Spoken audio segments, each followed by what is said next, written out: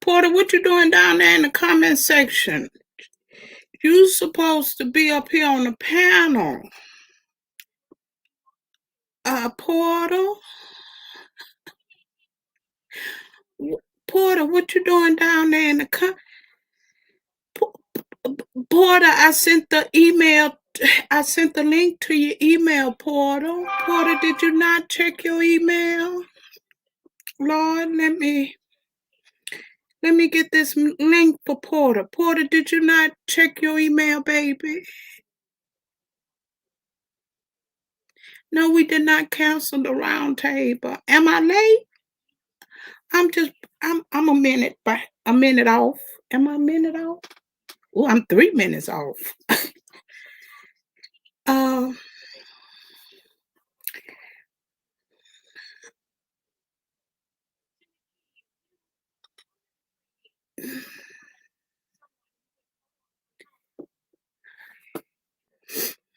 Where my guest at now? I'm waiting on my phone.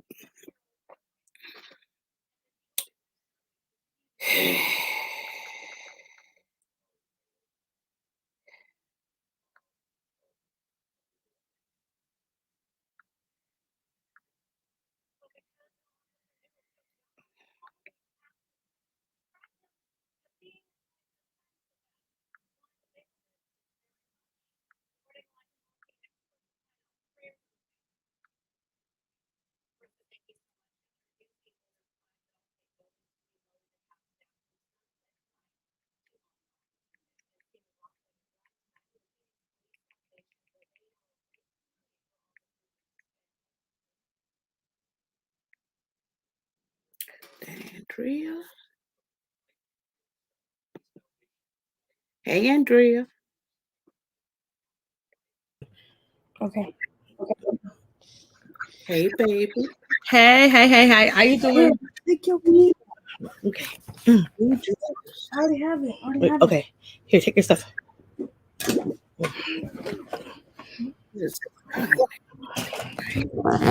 Oh, hold on 1 minute. Okay, baby. Ooh, what a sound. This thing up loud. Hop back up there. Hey, Mika.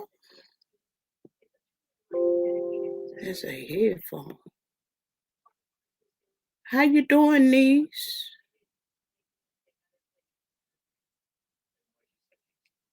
You doing all right?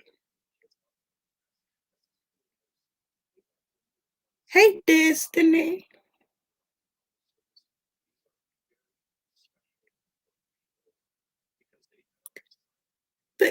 Porter, what you doing down there in the comment section? You supposed to be up here on the panel. What you doing down yonder? Did you not check your email? Hey, Silverback.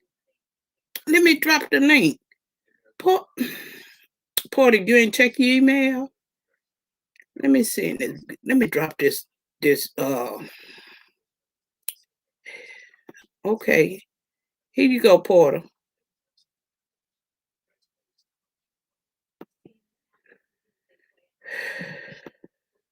There you go. Booty, you doing all right, baby? Okay, there you go. I dropped it for you. There you go. Hey, Silverback. Hey, Big Daddy. How you doing, Silverback? Silverback, you want to come up and talk with us? On this one, or you want to come up on the next one?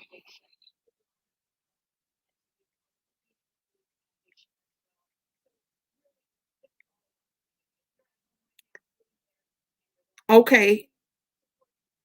Oh, all right. Yeah, you know, I'm you ahead of me, Porter. Hey, niece. Hey, Rosa. Thank you for sharing me, Rosa. What's Silverback say? Maybe in a bit I'm watching. Okay, baby. Or you can come up on the next one, Silverback, on the next on the next one. Yeah, you know I'm West Coast, baby.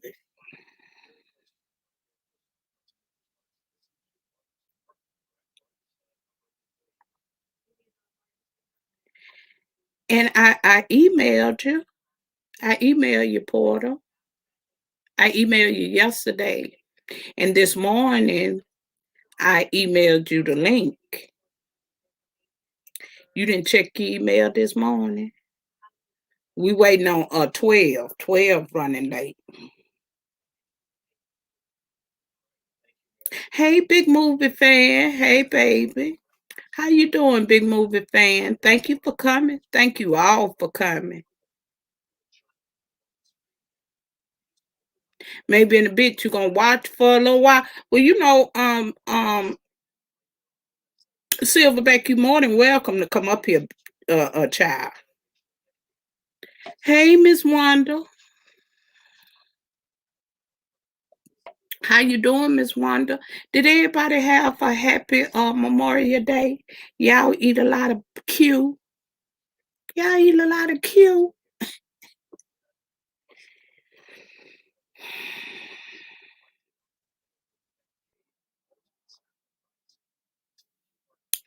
What you say, Porter? Oh, okay. Oh, all right. All right. Well, I'm waiting on you then, baby. Okay. I see 12. She running behind time.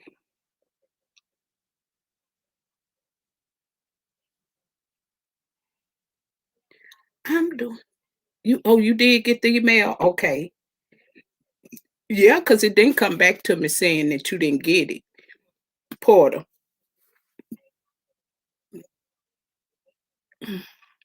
I went back and checked, because 12, I'm waiting on 12 and Fugal Mama.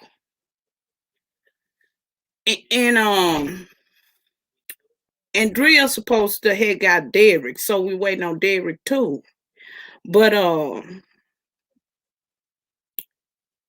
it was raining. Wait, oh, child, Louisiana been getting a lot of rain, Miss Wanda. You know my niece down there in Kennel. I'm coming in 5 minutes. I'm gonna put my kids together, okay? Take your time, baby, because we still waiting on 12 Porter. And did you get in contact with Derrick? Yes, I got in contact with Derrick. He said he's gonna be a few minutes late because he's getting off work. Oh, okay. Okay. You know my niece down there in Kenner, Miss Wanda. And I've been hearing about that rain that y'all been hit with. That's an hour from you? Yeah, I'm trying to go see him next week. Hmm My my sister that passed, her daughter. I'm going to see her. Trying to go see her.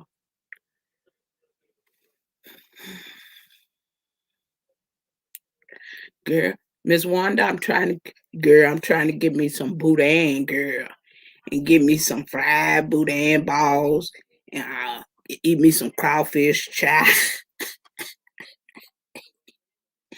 Eat me some crawfish chop. Miss Wanda, when I came back this time, you know how you go through customs, girl. Girl, I had a backpack full of boudin. I had a backpack full of boudin, frozen boudin.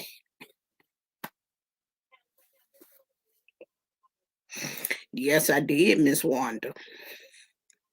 I've been meaning to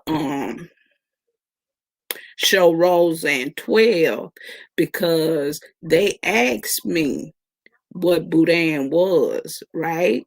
Yeah, that's some good stuff, girl. You know, that's where my family is from, Louisiana, from New Iberia, Lafayette, Franklin. Yeah, I'm see my family from there, girl. Mhm. Miss Wanda, we might be kin, girl.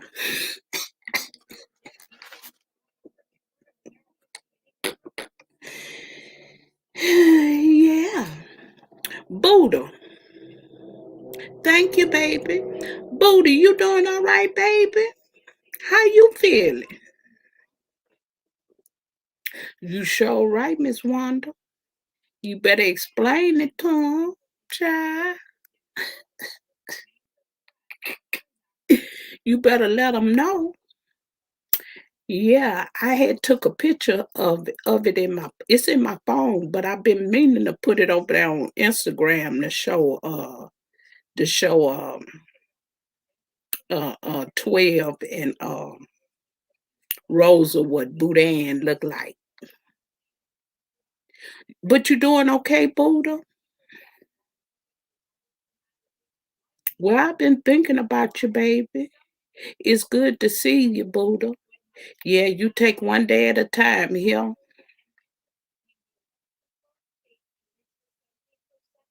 Yeah, I know she be eating good, child. Miss Wanda, they held me up at the when I got to the where they check your bags at. Girl, they held me up, child, because that boudin was froze in my backpack. Custom. They held me up. Cause the boudin was froze in my backpack. And they couldn't tell what it was.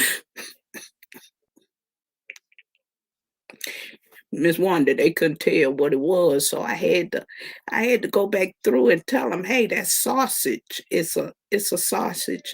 It just froze. They had took it out and looked at it and everything. Yeah, girl, I bought it all the way back to California, San Diego, California with me.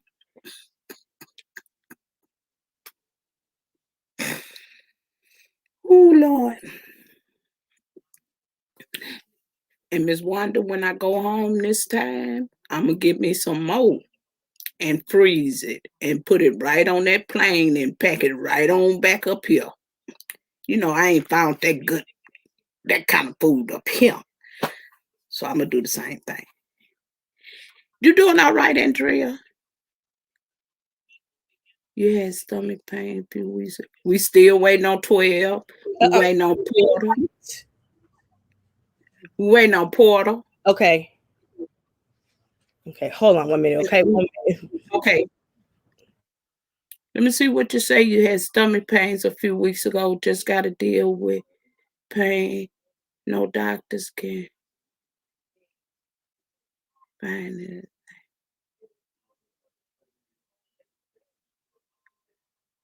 Oh, they gonna do that endoscopy on you. Well, I hope you feel better. I hope you feel better, Destiny. Cause not being able for them to tell you what's wrong. Oh, here, Derrick. Hey. Hey, Derrick. Yes, ma'am. Shout out and respect due to purple Paisley-Lupus effect. How you? How you doing, dear? I'm You doing doing well, all right? man. Here, Fugal Can't Mom. complain. Can't complain. I'm glad you made it up here with us. We waiting on Portal. Politics as usual is his channel. We waiting on him. And we waiting on 12 bells. Y'all know, unlike me, I'm retired. So, old girl ain't in no rush. No, unlike me, unlike me, old girl ain't in no rush. Y'all come on in. I know y'all all gotta work, get the children situated, Mm-hmm. I ain't mad at you already know. You're hey, doing Yeah, all that kind of good stuff. but I'm excited to have all y'all here. Well, thank you So for we having can me. Yes, thank so we can have a conversation. Huh? Let's talk about it. Okay, let's talk about it. Yes. Yes, I'm waiting on Porter, and I don't know where our other girl at. Where's 12? Child, I don't know. 12 ain't told me nothing. As far as I know, she was supposed to be here, you know. I was just, come on, Porter. I was just sitting here talking to everybody, telling them about, how I smuggled, some of that Louisiana cuisine back down here to San Diego when I was home, Okay. And when I go, yeah, I was telling them about, boudin. Yeah, my brother lives in Houston, and he introduced me to boudins about. Brian been in Houston about 13 years, so I done had boudins every year for the past 13 years. Love them, love them. Put them in the toaster oven. Get out of my face. Have you ever had it fried? Well, I know. Well, you know what? Because the skin is real. Like they'll break apart if you don't tell them skin just right. So sometimes I do put them on the skillet, but more often than not, I just take the skin off and just hope they don't break apart and put them in the toaster oven. Well, you know what, Derrick? It's without the skin, but with a batter around it, and then it's in a ball about this big. Oh, and that's it's deep. Yeah, we went. I went to our family reunion in 2018, and they did have in the store some boudin ball. Yeah, you're right. That's what they call them. But normally, I just get the ones that's in the skin. But yeah, I had them. They were, yeah. Yeah, that's some good eating. So no. Yeah, so I smoked. Yeah, but I've had them since about 2003. Well, no, I'm sorry, about 2008, 2009. Yeah, good eating. Yeah, I smuggled some back, over here to San Diego when I go home. I'm gonna smuggle some more back over. Well, my brother lost a bet, so he owed me some. So he owed me some ribs, some steaks, some hot tamales, and some boudin. So I'm waiting on my meat to get sent from Houston to Philadelphia. I'm glad you reminded me because he owed me. You smuggling food too? No, he gonna send it FedEx. It's on him. He got to pay. He lost the bet, so he got to give me what I want. He got to give you what you want. Well, that's good. It's I love that food. I'm a foodie.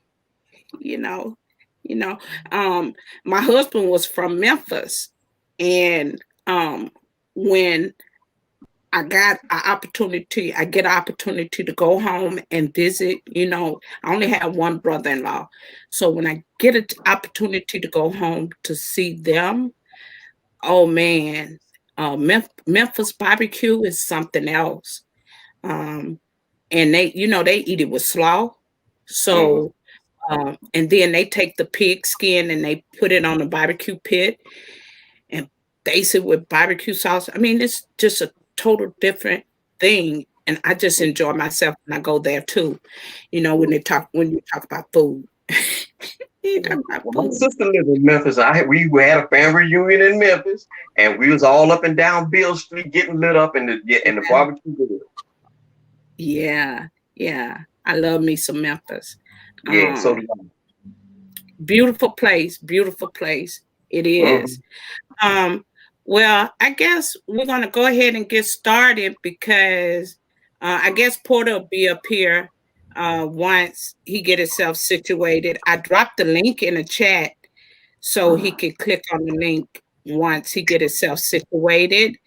And I guess 12 will get up here when she get a chance, But we wanna y'all go ahead and introduce yourself to the people that don't know who you all are. Most people know who you are, but for the people that don't know, go ahead and introduce yourself. Andrea, you can start. My name is Andrea Lynch. I'm hot in Cali, or it's all hot air. It's my second channel, my best friend. So that's pretty much it. People see me around YouTube all the time. That's it. Derrick. The ladies first. You have another panelist. I am FrugalMamaOfBoyz. Hello, everybody. But my channel is about health, wellness, overall, everything, peace, positivity, and prosperity. So, if you're not connected, please do. Thank you so much for having me on your panel, Purple. Oh, you are so welcome. And I will check out your channel, okay? Yeah, I was doing it just now.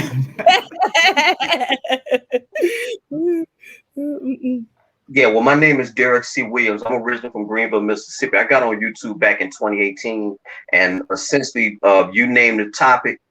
I done did something about it, but unfortunately, last month, YouTube took the channel that I had over 3,200 subscribers because they said I was giving out what they say is medical misinformation. Never mind the fact that everything that I put on my channel can be vetted and proven, but there's certain things you can't talk about. So proof positive that there is censorship in the country. But if you name the topic, most likely I done covered it. I really don't get into the beef thing and all that there. I put out what I believe may be of relevance. That's all. Portal. I'm eating right now, but yeah, politics as usual. Come over to the channel. We just usually politic about any and everything. Just basically what my channel's about. What's good with you, Frugs? How you doing, Derrick? Purple, you know I love you, right? Yeah, I love you. Yeah, I was backstage at 5 o'clock my time earlier. I was wondering where the hell everybody was at. I said, dang, man. They must have. I thought y'all canceled. I said they must have canceled the panel. I sent you a message. I emailed you. I also left us some messages on some of your videos. Like, where y'all at? Okay. I was trying to find out who was Kylie's channel. I couldn't. You say Andrea Kylie or Kylie Andrea, and I was looking for that channel. I couldn't find it. No, Hot in Cali. And then you know, I put her name in parentheses, Portal. Oh, see, I was putting Kylie Andrea in parentheses, looking for the channel. Oh Lord. Okay. It was a lot of Kylie Andreas that popped up though, but I couldn't find you. Well, that's Miss Andrea, and I've been knowing Andrea. Andrea is very, very opinionated. She speaks very well. I love hearing her speak. And I've heard her speak so many times. Just as Derrick, I've heard Derrick speak. And y'all know I love me some Porter. I'm always over there on Porter's channel. But this panel is it's about it's just not about our community. It's about bridging the gap. I want to say, and I heard Porter say this the other night, and I had already thought it, because it has to start somewhere. We can't rely on the media. We can't rely on the government, our presidency, or anything. We have to do that ourselves. And if we want to end racism, it has to come from each and every last one of us. And I don't care, you know, who it is. If you got a point of view, then I'll listen to you. You know, I don't mind sitting down having a conversation with you. But let's get on with the show. Now, Kwame Brown has lit up YouTube. Kwame Brown is trending on YouTube. And for me, I think Porter has talked about Kwame on his channel. Information Man has talked about Kwame on his channel, and so many others. I read that they call him the sleeping giant, and rightfully so, because he's been quiet for so long, but he want to be heard. And I think that he should be. He should be heard. And most of the points he make are valid points. I hate that the way he was treated. He wouldn't be on social media making the points that he's making and trying to have a voice and trying to be heard had he not been treated the way he was treated. And the way I look at it is that Kwame was the number 1 draft pick, and then he was like a cub thrown into a lion's den. He was a young boy, fresh out of high school. His maturity level probably wasn't even mature enough to be with all those grown men. And he had to adjust. So can you only imagine, me as a mother, I can only imagine if my child straight out of high school going to the NBA around these grown men and traveling around the world, and not only being in the NBA, but being harassed and picked on and made fun of. That had to be some kind of torture for that young man. Instead of these older guys building him up, they were tearing him down. Only because of who Michael Jordan was. Am I correct? Yeah. Only because of Michael Jordan, right? Well, I would like to put a little caveat in there. I would like to say some of that too. Okay. Because I'm just okay. So number one, he had pressure because he was number 1 pick. Of course, when you're number 1 pick, you're gonna have pressure. I'm just saying. And of course, Michael Jordan is gonna be hard on whoever he picks because he wants somebody almost just like him. So no, maybe Kwame Brown should have went to somebody else. And Michael don't know how to scope out talent. He want everybody to be like him. So yes, I believe he was disrespectful, hard on Kwame Brown, and he wanted him to be like him.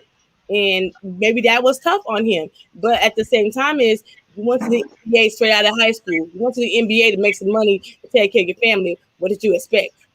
That's me. Well, my opinion on the matter is just simply like everybody know Michael Jordan character. Me being a Bulls fan since I can remember playing basketball. That's just Michael Jordan's a hell of a competitor. He's hard on any teammate he's ever played with and been around. And if you were a high schooler coming straight out of high school, that ain't gonna be the right fit. Michael Jordan only. What happens is sometimes people don't know how to adapt. Right? You can't teach old dog new tricks. If you know one way, that's the way you know. When everybody has different personalities, everybody needs to be approached different. I don't treat my children the same. Right? I have to be one way because of my son's personality, and my daughter has a whole nother feel to her. And some people can't differentiate between the two, right? So he's a hard-nosed basketball player. He knows he thinks being hard and giving that tough love is how you push people to their competitive max. Now, I would also say, like, Kwame Brown's not the only player to ever come out of high school. There's plenty of other players that came out of high school and had plenty of success. Kobe Bryant was one of them. Different situation he went into, different coach, and maybe they nurtured him in the way some young men need to be nurtured. So some people, like I said, you got to put a foot in their ass, and some people you don't. But you need to know the difference between the two, because the same thing that could build a man up is the same thing that could tear another man down. So like I say, Kobe Bryant also came straight out of high school, and you see he's a legend. You know what I mean? What type of career he had. So yeah, I don't think it necessarily had to do him coming out of high school. I think probably Kwame, and the other difference about Kobe Bryant is Kobe Bryant had a father who put him to the NBA. I think his father used to play, right? He had the basketball camps, and he had that connection with a man already. Yeah. Kwame Brown didn't have no father when he went to the NBA, so he didn't have no connection with no man. And instead of Michael Jordan nurturing him and seeing the difference between the two, you can't treat him, Kwame Brown, like you're going to treat a Kobe. You can't treat somebody who didn't have that father figure and may not necessarily know the atmosphere of being around grown-ass men compared to somebody who was raised by them. So I think that had a lot to do with it also. But that's just my opinion. Young lady? I like that analogy that Portal used, because you do have to approach things different. I was a trainer for almost 9 years, and everyone is different. So you cannot take the same technique and it be applicable to everyone. It just doesn't work. I mean, you can, but it's not highly effective, like you said. Yeah. So, and you let out a lot right now. You like, you know how somebody just keep on building, and then it woof, you know. So there you go. Yeah, I just think that, you know, him having a voice, I think YouTube is his space, and him speaking, let him speak. You know, now with him having Judge Joe Brown, now that was the wrong thing to do.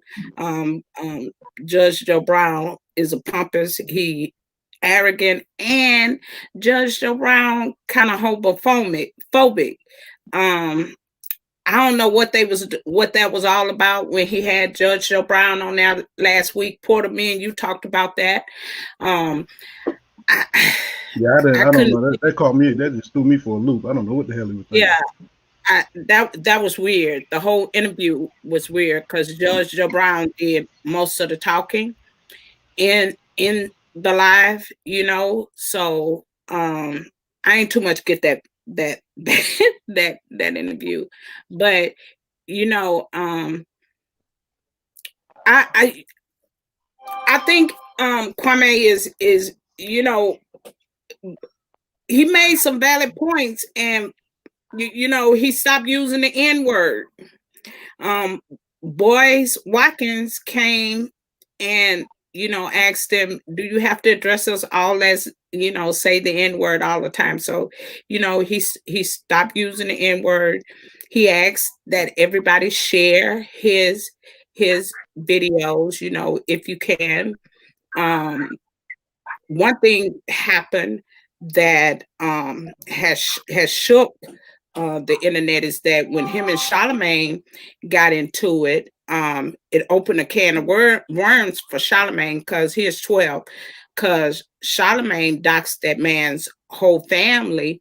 And when Charlamagne doxed that man's family, Kwame attorney dug up old skeletons in his closet. Now the case is reopened, and it don't look too good for Charlamagne. Charlamagne is in trouble. So, you know, that's crazy. If I could just say, I, as a black person, all of us are black, I personally abhor the N-word, but I also understand that it's ingrained in us as well. It ain't going nowhere anytime soon. And so I just find it laughable when black people get all up in arms when a black person says a word that many black people love, apparently. They say it one too many times. And so being that even though he stopped using it, it's still within us. And I just find it laughable. I always say, get a white man back his word. Black people wouldn't have came up with such a hateful word, but that's just my opinion on the N-word. With regards to Judge Joe Brown coming up and talking to him, the one thing he did say is that you need some elders in your corner. Kwame, I think he but like maybe 37, 38. Now he's a grown man to be sure, but he ain't been seasoned with the media people. And so you have, because if you listen to the whole interview, he actually funneled him to some people who are actually thorough. Because I understand that Judge Joe Brown is somewhat of a lightning rod. I got that part. But some of the people, if you look into some of the people, because I did, if you look into some of the people that he actually funneled them to, those people are actually, they good to go.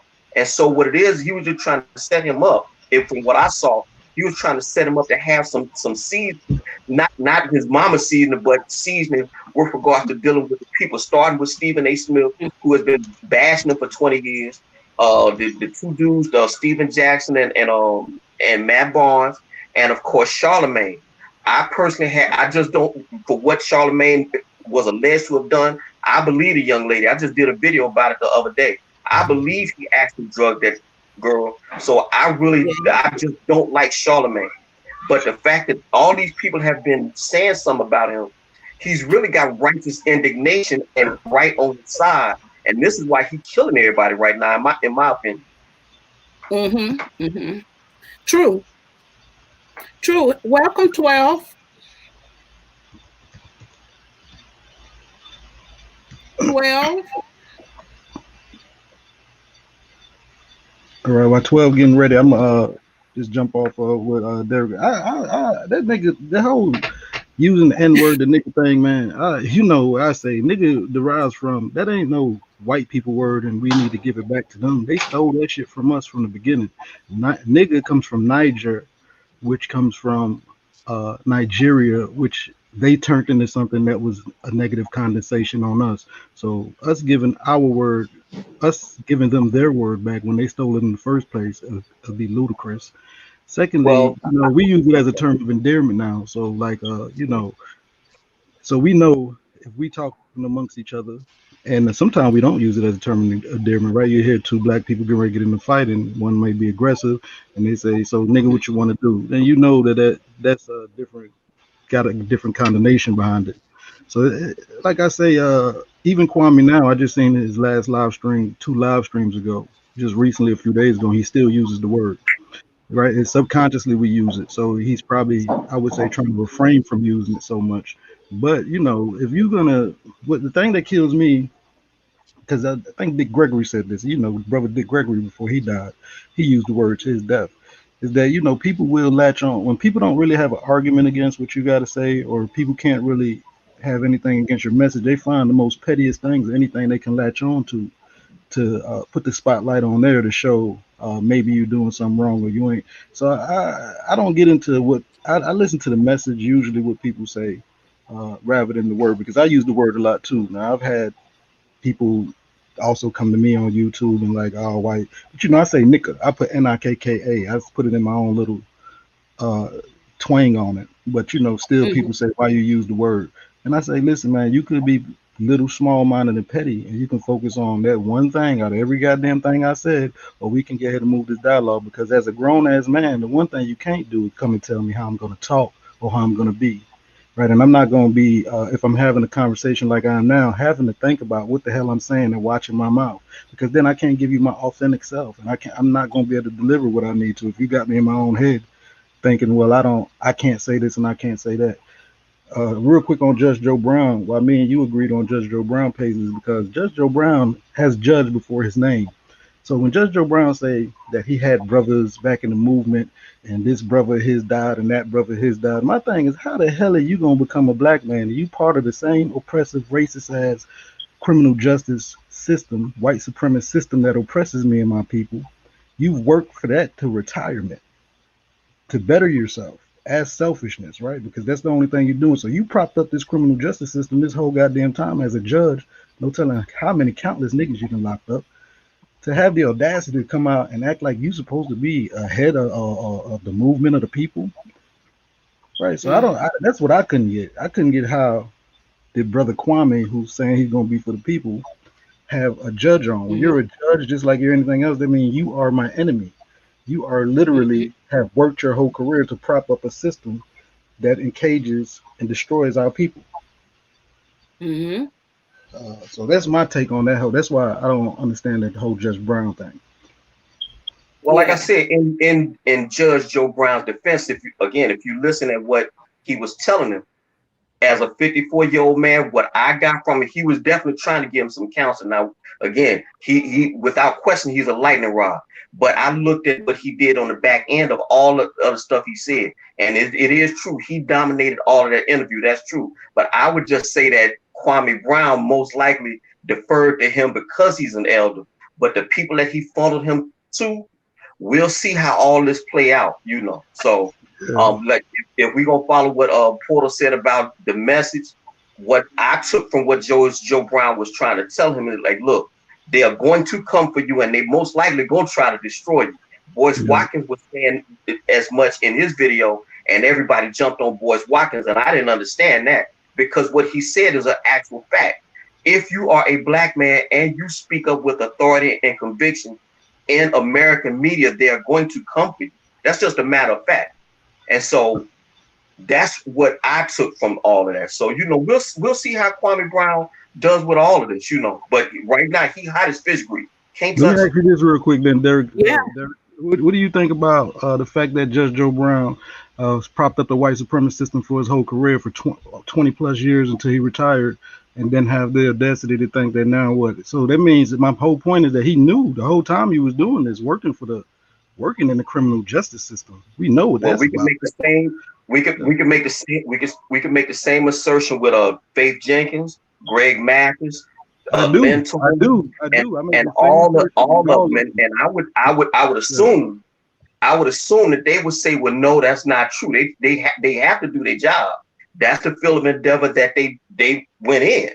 And so you believe in the same thing with COs that, you know, COs that go in and see what's going on with inmates, like brother who just died, Sutherland, these black COs, the black nurses that was there to let the brother die, didn't step in. What I'm saying is they just doing their jobs. But if your job is to work for the suppressive system that we are trying to fight against, if that is your job, like Kamala Harris, for instance, right? You seen what Judge Joe Brown said about Kamala. Her job now is to be vice president. Her job before that was to be district attorney, and before that to be attorney general. Okay. Your job is to uphold. When she elected? When she elected for that position? Yeah, she was elected for. Okay, so I live in California, and if we voted her in, that was her job to do. Yeah, that's what I'm saying. It's her job. But when you choose to do a job that you know your job is to hold up a white supremacist system, because that's what your job is going to entail. That means when I go to court and Kamala Harris is the prosecutor, right? That means I'm fighting against the system that oppresses our black men and women. And she's the one propping it up. She's fighting. She's on the other side of the fight. Do Kamala Harris do the crime? She's only. No, but I'm saying it ain't about the crime. What she's supposed to do. It ain't just about the crime. It ain't just about the crime. I'm saying she's fighting on the side that I'm fighting against. When you see me out in the street protesting, when you hear me raising my voice, I'm fighting against the system that she's working to help enforce. People are losing their lives in the street in protest, fighting against the system. So it comes down to this with me. Which side are you on? And if you're not on the side of us, the people, then obviously you're the enemy. You don't have to be white to be the enemy. Okay, I would also say this. Donald Trump used to donate to Kamala Harris year after year to keep her in office. Now ask yourself, if we fighting against Donald Trump and we got a problem with him, what the hell did he see in Kamala Harris and Joe Biden that before he became president, he was one of their top donors? He helped Carmela stay elected each time she ran. Him, his wife, and his children, and Steve Mnuchin. The whole Trump clan, right? They used to donate to her. So if you got Donald Trump donating to you, it's obviously because he liked your message or he sees something in you that he liked.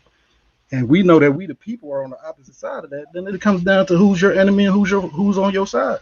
But don't we as the people need to stay out of jail then? I'm just asking some questions then. Well, it's hard to stay out of jail when the law but don't we as the people need to know our laws? Yeah, but the laws are focused. The laws are focused and intended to keep us in jail. They trap us, right? So, like I say, some men right now, white men are considered moguls and businessmen and entrepreneurs and head of their communities, and they were selling weed. While on the other half of the country, we got black men doing 10, 15, 20 years for selling weed, and they're considered criminals and felons and lose their children. Same. So it ain't about the crime or not. For half the country, for a white man who are eating up these type of entrepreneur programs that's coming out for weed selling, they're considered heads of their community. My cousins and my family and me were considered goddamn felons and criminals and lost every goddamn thing. The system is targeted for men that look like me and women that look like you, sister. Yeah, well, I would agree with everything you said in theory, but in practical application, when you say fighting against the system, I agree with you there. But in order to really change the system, it's something that most people ain't going to do. You're going to have to do that by hostile takeover. So the only thing you have right now is a democracy. This should be a democratic republic. Well, we know that don't work. It ain't no one man, one vote. This is the white man's country. And unless we as a coalition are going to go and take the government, good luck with anything else. And so what happens is you have black people, for us, those who are to uphold and protect the states or the constitutions of the states and things like that, or the law. That's their job to do.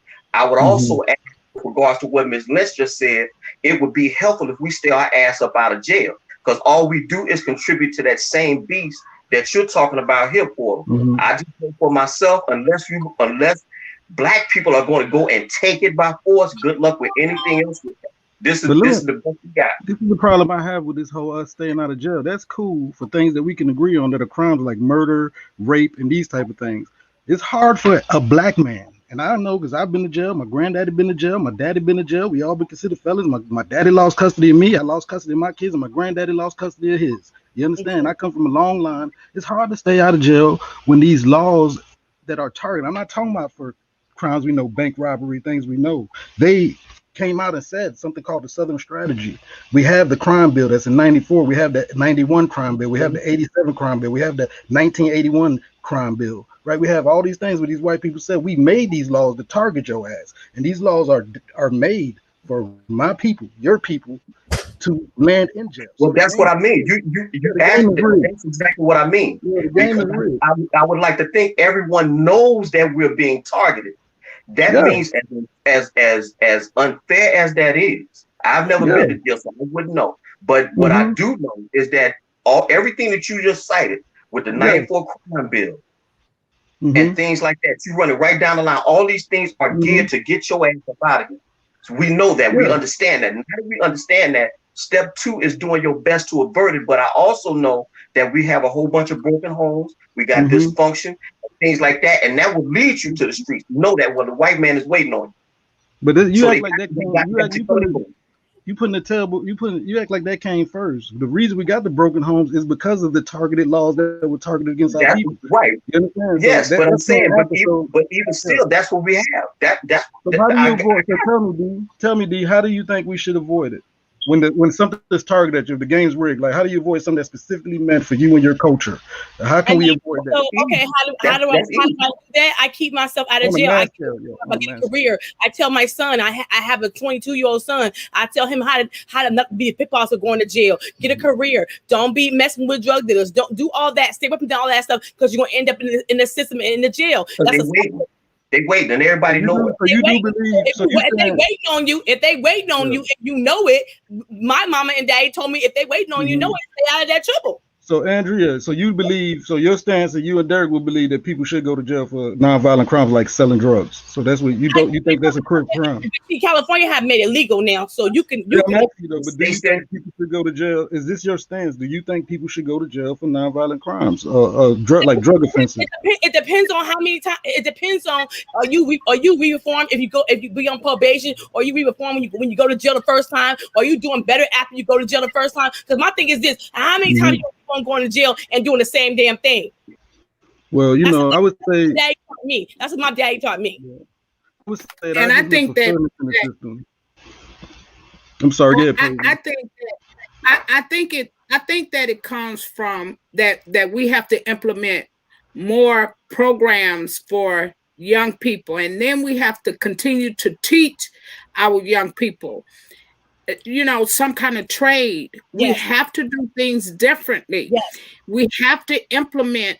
We have to somehow implement. We have to be able to reach these young children to keep them from selling drugs, to keep them from going to the penitentiary. See, if you can teach them to keep them from going now, then things will change. But if we're not trying to implement programs or having training, some kind of training for them to keep them occupied where they can go, where they can do something during the summer. Like Houston had a youth program. They don't have that program no more. So where they lead the 14, 15-year-old children during the summertime? Exactly. Nothing. Yeah, but so what they need them to do? Nothing. Exactly. But the same thing. Like my daddy used to say, trouble easy to get into and hard to get out of. Exactly. So, especially with black. Okay. So if those programs is depleted, then what that leaves us. So what I think needs to be done, we need to continue to teach our children. We need to somehow figure out how to get new programs back where these children can work at 15 to 16 years old during the summer. And not just sitting, you Well, know. it's definitely an economic piece to all of that too, because if your economics ain't right, everything else goes to hell in a handbasket. If your politics ain't together, lights out with that too. And unfortunately for Black people, we ain't got neither correct just yet. And so I don't know exactly how we right the ship. Only thing that I know from what I've seen in my life is that because of everything Porter said, they have stuff in place waiting for you if you Black. Now, how you avert it, you got me. But I'm telling you that it's damn near impossible, bro. It's damn near impossible on a mass scale. Maybe individual success. I just don't believe that. I just don't believe it's impossible.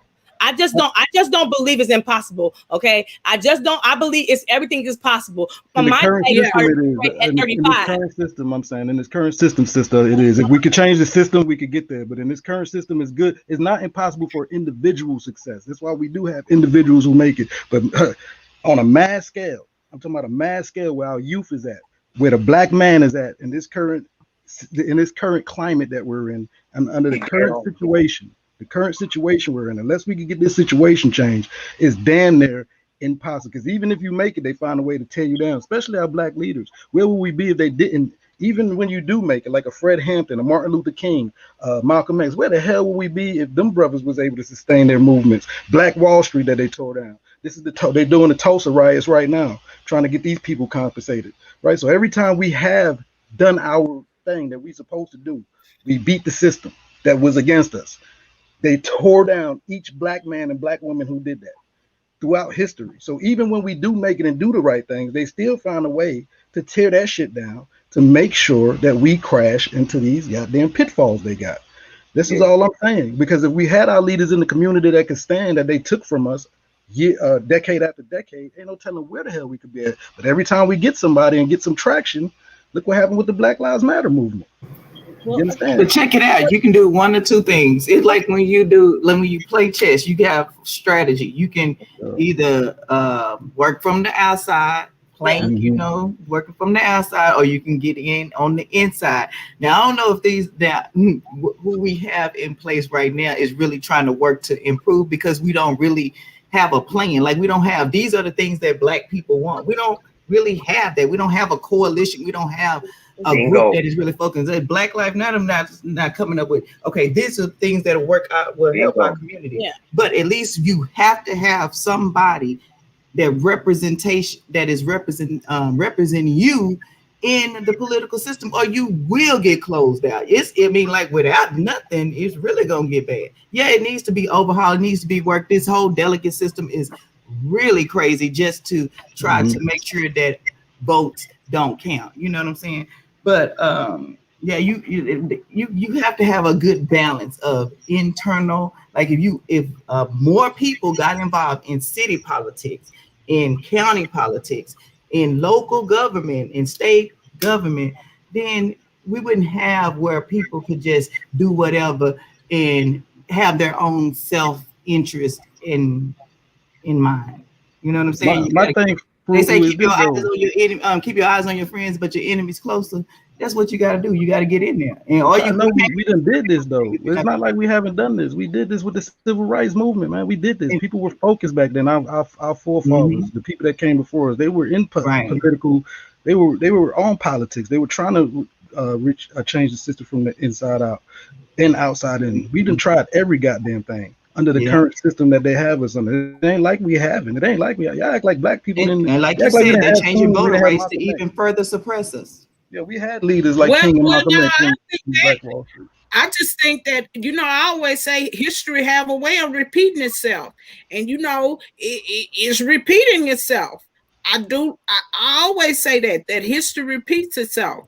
And we just right back from where we started when we was back there in the 60s. As long as that system stay in place, it's over. If that's the case, then if history's repeating itself, the hardworking people was trying to stay out of jail. The hardworking people was getting jobs, getting careers, and educating themselves. So I'm just saying, if our black brothers wants to be better and do better, they gonna have to go to school, get an education, get a degree, get a trade. I'm saying my daddy he traded at 35. I got 4 brothers. He taught them every day after school. They got a trade now. They can take care of their family. So my thing is, none of them been to jail. So it starts at home with the family and the mama and the daddy. If they hard on the kids, they gonna stay out of jail. And I'm sorry. I'm just saying is, if some I'm keeping my son out of jail, he gonna beat somebody. He ain't gonna fight the system.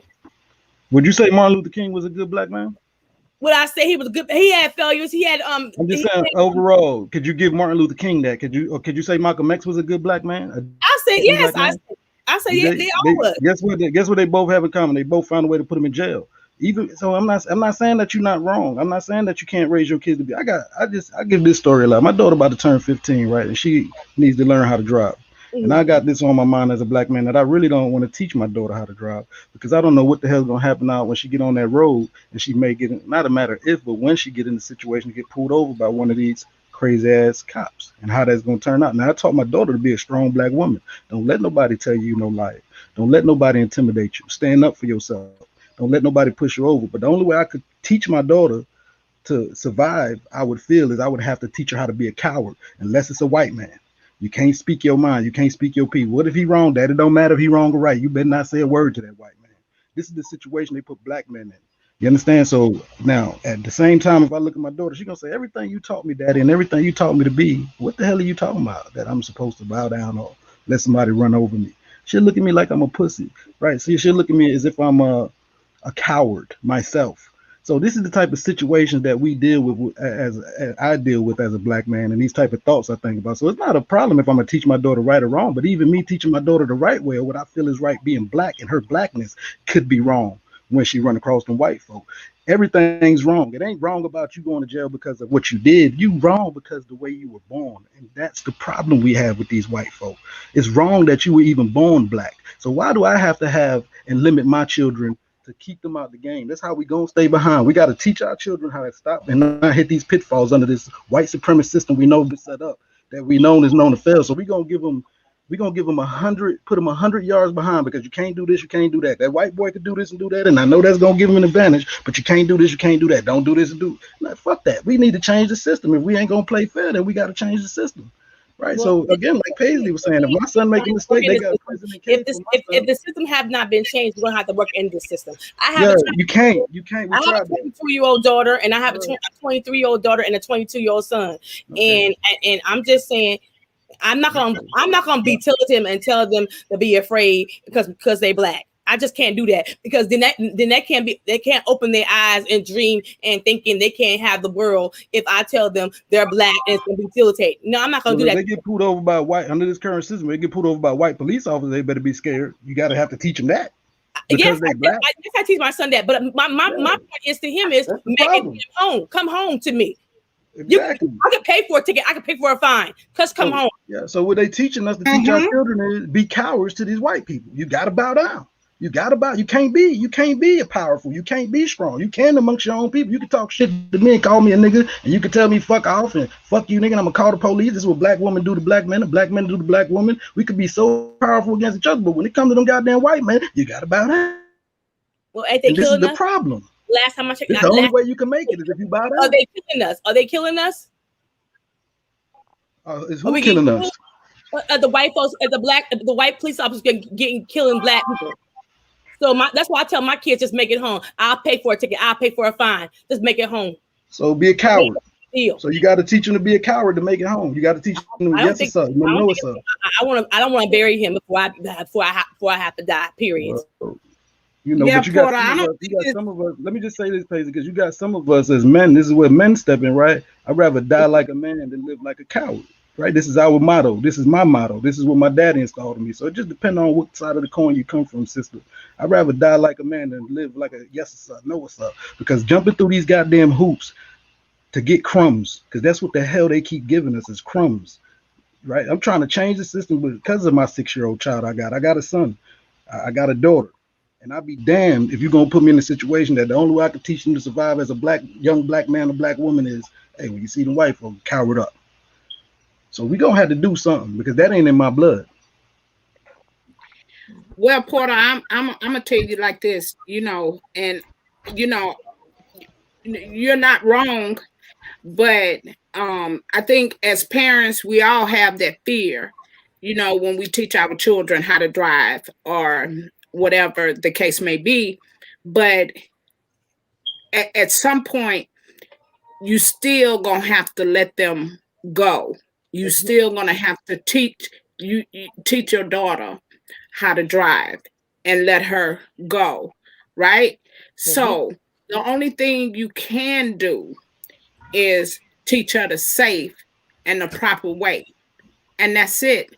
And say a prayer. Let's bow down to white people. That's not bowing down. What it is that white man pull over, she better bow down. You want her to make it back home safe. Yeah. The way to do that is to bow down. I know how to act if I get pulled over by the police. I got to be very submissive, and I have to defer to the white police officer because if I make the wrong goddamn move, whether I'm right or wrong, he has permission to kill my black ass. Well, would you want her to be submissive or not? I wouldn't even call it submissive.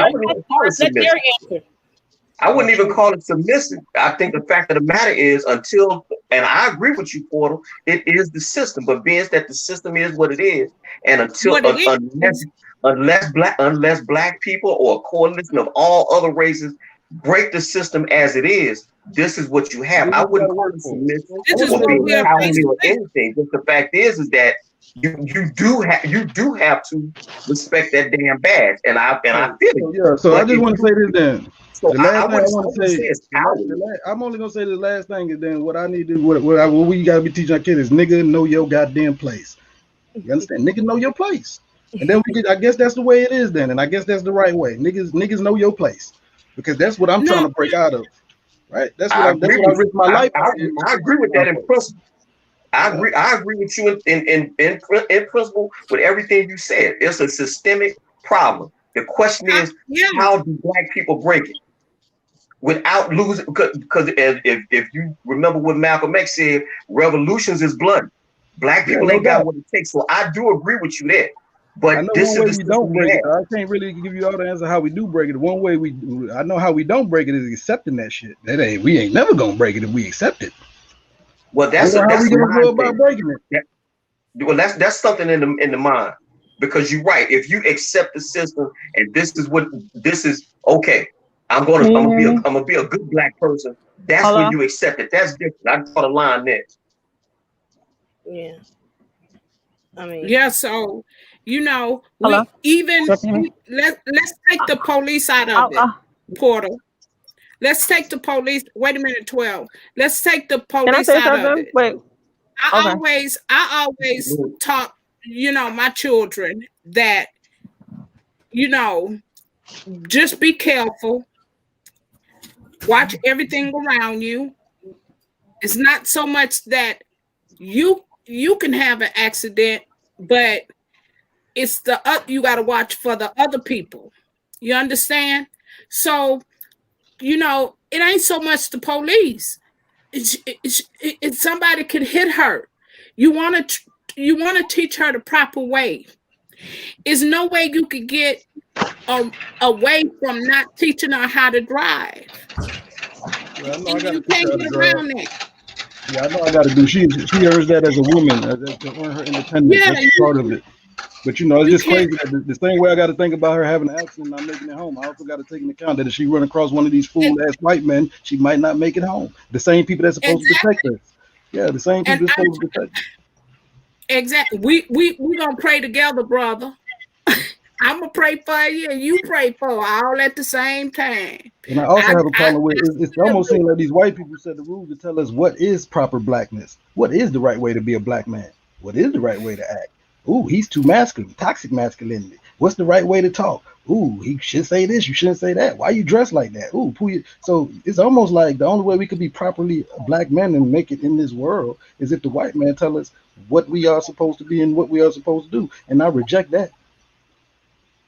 Yeah. I reject that. I hear you, I want to Porter. expound upon something that Andrea said. Go ahead, 12. Y'all can hear me? Yeah. I want to expound upon something Andrea said. Andrea said that is something we need to highlight, because a lot of the people that have been getting in trouble had unpaid fines. Mm-hmm. And that's why they got arrested for something that they didn't have to get arrested from if they had paid their tickets in the first place. They had outstanding tickets. A lot of black people, too many of them, not all, too many of them like to try to not pay for a ticket. They hop the turnstile in New York, they get that little ticket. It's just a paper ticket that they will discard because they didn't get arrested, right? But they keep letting that get collected. They keep letting it collect. And then one police officer decides to take them to central booking. Now, that was something that could have been avoided if they would have paid the ticket the first time. We cannot let certain things just slide.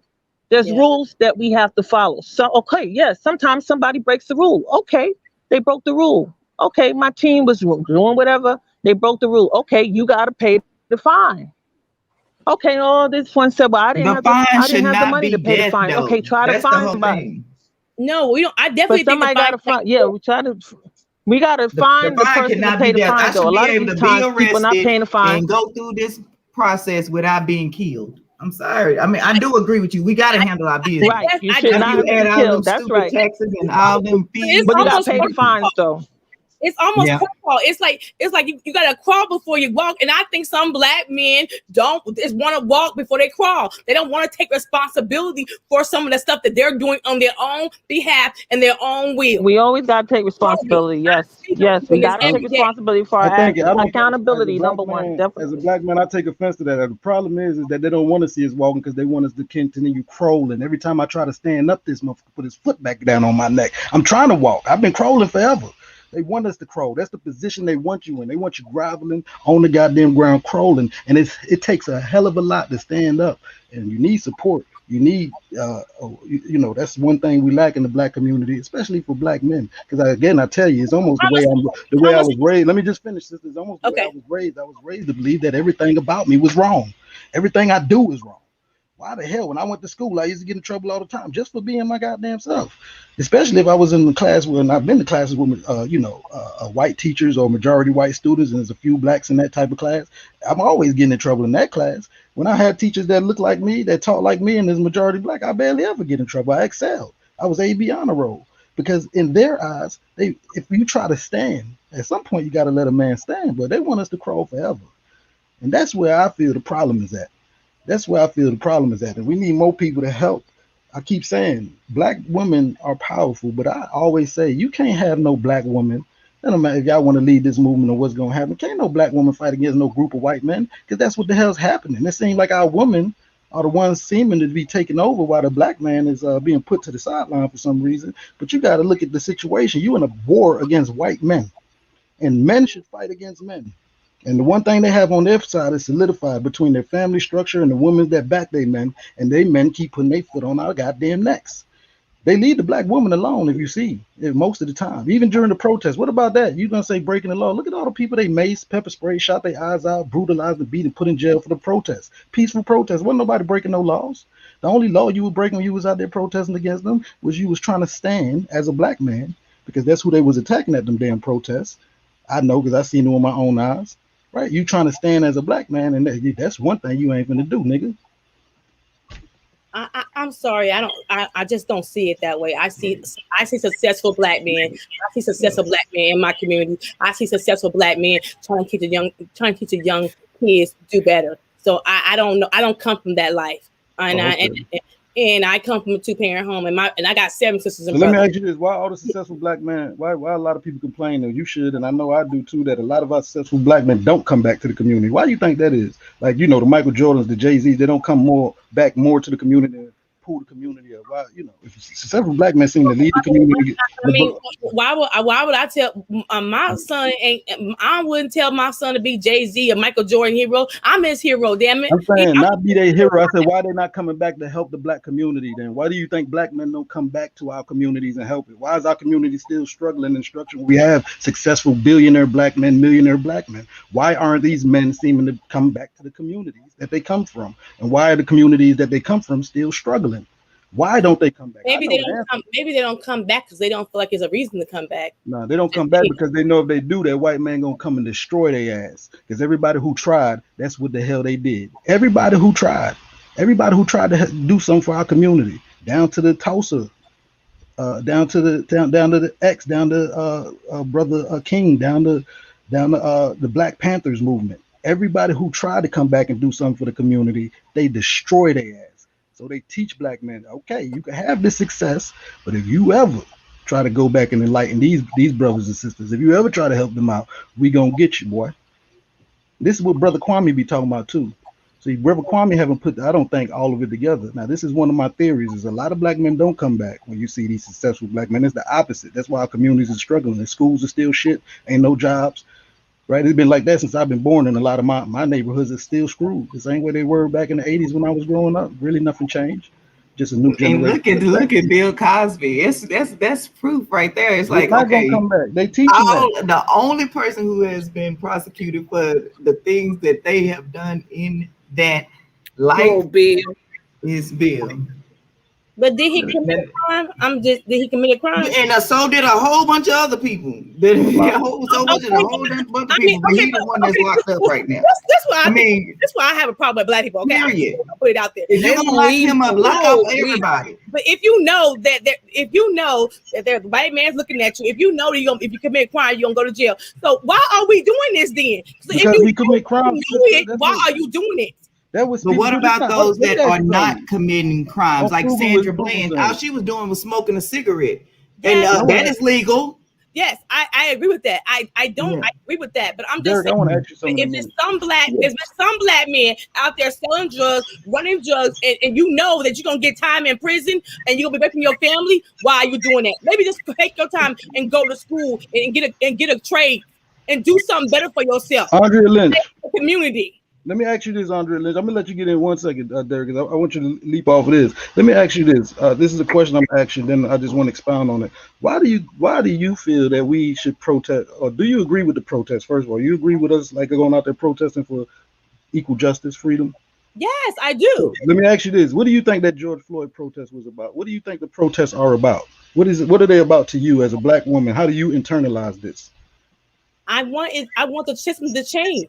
But if the system don't change, I gotta work inside the system. Yeah, but what do you think the protests are about? What I'm asking you is, what do you believe the protests are about? What do you believe us black folk are protesting, or should be protesting? Well, I don't feel like the police should be defunded. I think we should have better cops. I think we should have better protocol. I think we should have better supervisors when it comes to cops. Right. We should have. This is what I'm saying. Then this is why I asked you that, is because what I'm saying is the reason I know why my people protest and not protest. It ain't because Derrick Chauvin or these cops killed black people. That's not what the protest is about. That they killed a black man. The protest is about. And then they say, well, why? Like you say, this is what these white people say. You sound like what the white people say. Well, why are you complaining about that? Because you need to do something about your own community. Black people kill black people all the time. What about the black on black crime? Let me finish. All the time. So why is that then? So let me finish what I'm saying. Yeah, let me get to the end of what I'm saying. So what I tell the white people, the people that say that, and everybody who say that white and black is this: we don't protest the black people killing black people all the time and the black on black crime, because when the black man kill a black man, there's justice serving. His ass go to jail when he get caught. The reason we protest when the other side do it is because when they kill the black man, no goddamn body go to jail, and over is no justice served. So I'm not protesting about nobody killing nobody. You got murderers, you got rapists, you got black men, white people gonna commit crimes. You got criminals. I agree with that. The problem is the justice is not the same. It's not equal. When you do it or they do it, they can get away scot-free, or they could go send their kids to rehab and he just made a mistake at one time.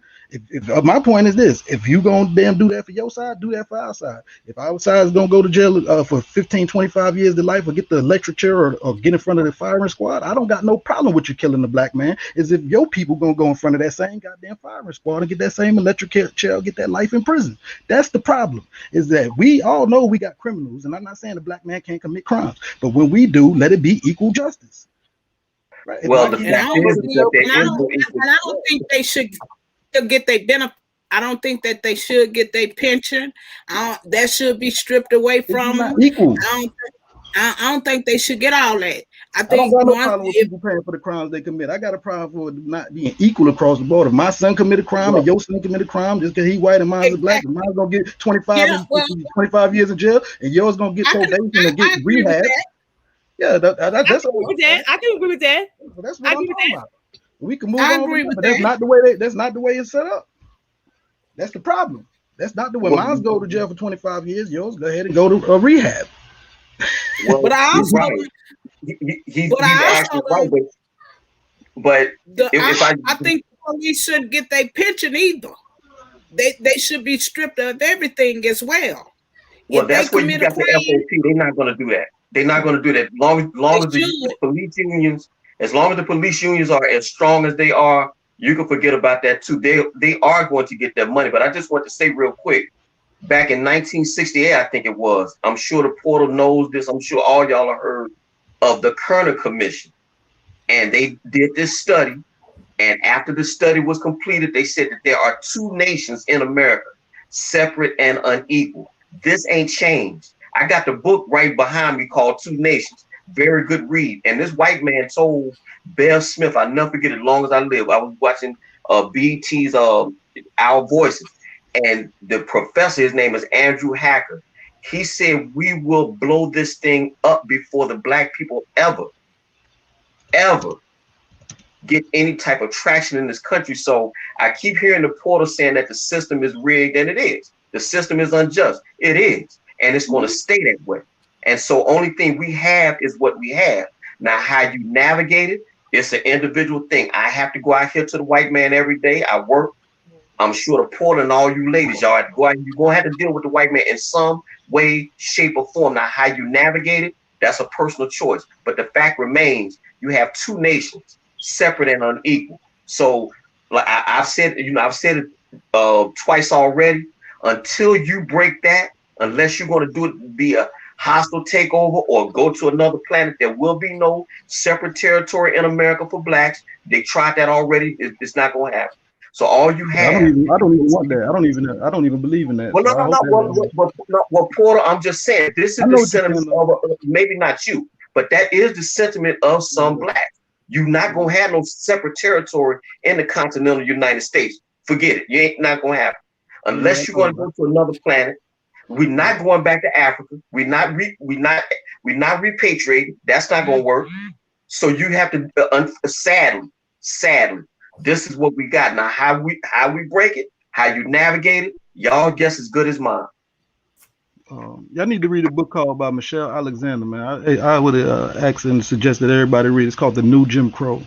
I heard about it by Michelle Alexander. Man, it's a great read. You could probably find an audio book on YouTube and listen to it, man. And she breaks it down, man. She's a brilliant woman, a brilliant author, and she breaks down the criminal justice system and how they couldn't stay with slavery because countries knew it was immoral. You got countries like Russia, these type of countries, like how you're gonna espouse to be the free nation and this and that, and you got slaves. So white man knew he had to get away slaves, but they put something called the Jim Crow laws in effect, and now we got the new Jim Crow. When you read that book, Andrea Lynch, and it's by Michelle Alexander, you're gonna realize and see how they set this shit up. See, when they call you, the reason so many black men are locked up, it ain't necessarily that they just gonna put you in the cage and people get in trouble. No, it's specifically targeted against us, because if they can call you a criminal, once you become a felon, you lose custody of your children. You become a second-class citizen. You lose your right to vote. Once you lose your right as to have a license in a lot of cases. You come home with all type of fines, tickets you got to pay. You understand? They put you you can't get a decent damn job. You know, it's over. You're working at Mickey D's or you're working at Family Dollar some goddamn where. So they got this system to crush the black man and woman, because if they can label you that felon, and they have tricked black people to accept this, this rigged system and say, well, we have to do our best to try to escape it or work within it, when they know damn well it's impossible to work within it. It's impossible to work within it. It's corrupt from the And core. that needs to be changed. That definitely needs to be changed. Well, the question would be, how do you do it? And from what I see, I mean, if you just look around, unless you're going to do it by way of hostile takeover, voting not going to get you there. Protesting definitely ain't going to get you there. So I'm at a loss. The only thing, like Malcolm X said, and I believe it to be true, the only thing power respects is power. Black people have none in this country. Zero. Nada. So y'all guess as good as mine. Because I got some ideas of how to get there, but it's gonna take more than one man can't build an island. And that's what these type of panels are good for. And these black sisters that's up here, you brother Derrick, you understand? We put our heads together and come up with shit.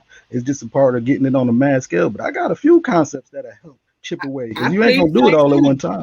Yeah, but I got a few ideas that how we gonna take care of this. I just believe if we stay out the system. I just believe if we stay out the system. Yeah, the system build to gobble you up. You can get them. You can get the point. Philando Castile did nothing wrong. I'm telling you, man. Philando Castile did nothing wrong, and he got killed live on Facebook. I'm just at a loss. I'm just at a loss. Like I said, I just think that Trayvon Martin also didn't do anything wrong. Yeah. And we're gonna have casualties. We have casualties when it comes with the civil rights. So we're gonna have casualties. We have them every week, though. On our side, we have a casualty every week. That's a hell of a thing. I agree with that, but at the same time, I still stand on, and I seen a proven fact. If we stay out the system, I'm not saying it's perfect, but if you stay out the system, stay out the prisons, and go and get yourself a career, something that you can make money of, and be able to take care of your family, I believe that. You know why that's a problem, sister? You know why that's a problem, sister? Is because you saying that you need to expect me and niggas that look like me to be perfect, as if we not gonna make. Hold on, let me finish. Because if you make a mistake, then that's what happens when you. Unfortunately, when you black and you make a mistake, is you go to prison. Now I'm just saying, even I agree with the prison. How many times you go to prison? I got some family members that have been to prison, and they only been to prison one time. Let me finish. Ask the question: how many times you gonna keep on going? Let me finish. I've been to jail. I've got family members that have been to prison. I got family members in prison now. Mine too. I'm in prison I could tell you exactly how they wound up back in prison. One of the ways I got a cousin, right? He couldn't even come home till he had most of his family's dead or moved on and didn't want to deal with him. He finished college and he owns a couple properties now, but he needed an address to come home to, right? Or the white man wasn't gonna let him out. After that, he had massive fees, right? He couldn't get a job. He was struggling for months when he stayed with me. I was helping him pay his parole and probation. A lot of people don't have that necessarily. So a lot of people wind up back in prison just from not having the money to pay their fees. Why you don't have the money to pay their fees? Because you just can't find a job. And if you do find a job, you literally put every dollar down. Maybe you got kids you come back home to take care of. You got a girl that's like, hey, I'm gonna put your ass on the child support. You need to help me, right? So a lot of times a lot of our men wind up back in prison, not even for committing a crime. They wind up back in prison just simply because they wasn't able to pay the parole fees or the probation fees. Okay, it ain't even about committing a crime. Secondly, I would say that it ain't about even going to prison. I agree with you if you're gonna make a mistake, because we know niggas can't be perfect. Niggas gonna go to jail. Don't mean you bad or you're a criminal because you go to prison. It just mean you just made some mistakes. And a lot of our people go to prison when they're young. A lot of our youth wind up going. That's how they crush the youth, because they know if they can get to the damn youth, the movement can always be stalled, right? They take our youth away from us, the men we need with the testosterone and the juice. They try to suck that juice out of them. When you go to prison, the problem I have is when you come home, it puts you at such a deficit. It ain't like you could go for your mistake, like you saying, sister, I go to prison, that's cool. Let me go to jail, let me go to prison, let me pay my debt to society, which I did. But when I come home, I'm never independent paying it. They always got their foot on my neck, and I always got people similar to what you saying is, well, you should have known better. You should have stayed out the system. You shouldn't have went to prison. But goddamn it, I want to pay my debt to society. So how long do I supposed to pay? Oh, if you're black, you're gonna pay forever. Right? That's all, because you can see the system ain't built up to rehabilitate you. The system ain't built so you could go pay your debt to society and get your life back on track. The system is built to capture your ass so they can crush your ass and always keep you at a deficit. That's what the system is for. That's what I keep telling you. It's not about just people that go to prison and why they're going to prison because they did wrong or made mistakes. It's the point that even once you go to prison and you come home, they don't let you live it down. You're a criminal for the rest of your life. You considered a felon. No good jobs, no access to your children. and you're gonna pay the state. And if you can't, we're gonna lock your ass up again. This is the problem we got. The system itself. Once again, sound like a hell of a thing to me. It's a systemic thing. So we gotta change it, because that's what you're saying. I can't teach my children to be goddamn perfect, and I can't expect them to be. Of course, they make Nobody's perfect. Yeah, exactly. But this is what they're giving us, the alternative. And you either teach the nigga how to be perfect, or we gonna get them. No, I didn't say perfect. No, that's not. I didn't say perfect. But I'm talking about this is the way they look at it. The white folk, the systems they got set up. You let us get to him, we gonna show you, because we gonna put all these traps and pitfalls in place to get to him. And once we do, we got his ass. Now you do your best to keep him and weave him out of here. When I was younger, my parents were pretty decent and good parents, but they couldn't obviously account for everything I'm going out there in the streets and doing. I made plenty of mistakes as a youth at that. And till this day, I'm in my 30s, I'm still paying for that shit. Now, how long am I supposed to pay? But with them, it's going to be forever, because they use that thing where you should have knew better. You shouldn't have made the mistake. But everybody make mistakes, sir. Yeah, I ain't got nothing to do with that. That's what happened when it comes to our people. They do that shit. In theory, you're right. If you make a mistake and you paid your debt to society, that should be the end of it. But once again, because the way the system is set up, you will have stumbling blocks. Hold on. For many of them, because once they put that felony tag on you, lights out. Hard to get a job. Can't get no gun. Can't vote. Can't do nothing. But then they expect you to walk right. Impossible. But sadly, this is what we have. Again, short of a hostile takeover of the country or breaking the government in that way. I just don't see. It's frustrating. It's frustrating. And that's putting it lightly. It's frustrating. So the police, were created in the 1800s for what purpose? And they're still out basically for the same. Watching the slave.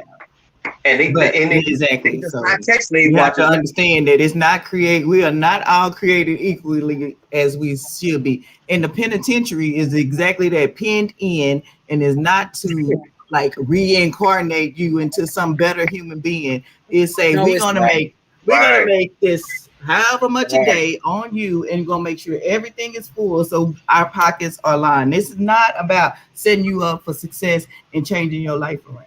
So it's good to say that, you know what, you can stay out. However, what about those people who were incarcerated and didn't do anything, or at the wrong place at the wrong time? So it shouldn't be that you do something and it may be a bad decision and you penalize for the rest of your life. Where they do that? Right in America. Only in America.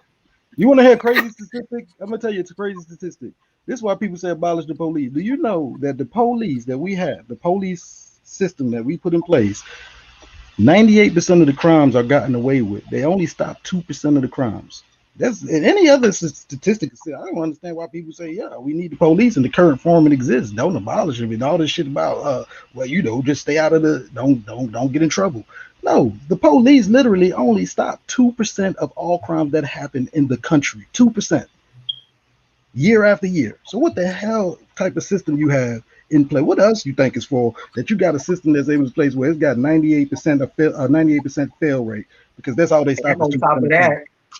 And on top of that too, I was reading a few months ago. I'd already heard it, but I was talking to a friend because they didn't believe me when I said the police actually have no constitutional obligation to protect you. So when they say protect and serve, that ain't even true with that. And I'll tell you a quick story with myself. I called for a man with gun. I got my heat too, but we got into a little dispute, and he told me to my face, "I'm going to get my gun." I said, "Well, you better make sure you know how to shoot straight." Good thing I was in the military. I told him just like that. But I called the police knowing that they wasn't gonna come. I called the police, and to this second, they never came out. The police have no constitutional. So the white man tell you. And they upheld it in 2015 that they have no constitutional obligation to protect you. Right. So you are literally on your own. But I would say, because we do have a criminal element in our community, sadly, that's the one thing that's really keeping the country kind of like together. Because if you had it road warrior style, it would be much more killing than we have currently. We just basically do our killing at the club, at the bar, basketball court, something like that. You just don't see people just running up and down the street just shooting. But if you didn't have that threat, that deterrent, even though he is crooked and corrupt, the white police, the fact is just the fact that you know he's there, you think twice. Now, you shouldn't have to be like that. You would think that citizens, if you and I are neighbors and I don't even like your whole ass, you would think that, okay, I'll just keep my distance. Well, a lot of times that don't work. So you need that deterrent, unfortunately, for the way the country is, because not just black people, but white folks too, they on edge. Everybody mad. And so you need that deterrent. So when when people say don't defund police, that's why.